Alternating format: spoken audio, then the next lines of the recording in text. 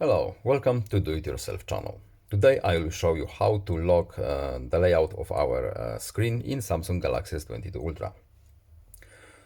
Now we can move our icons, widgets wherever you want, but if we want to lock this function, if we want to lock icons and widgets to not move, we have to go to the settings. Then we're looking for home screen, yes, home screen here, and here is lock home screen layout. If we check this box here, now it will be impossible to move our icons. As you can see, home screen layout is locked. You can unlock it in settings, and here is a shortcut on how to do it. That's all. I hope this video was helpful to you. Please leave a like and subscribe. Have a nice day and see you in the next video. Goodbye.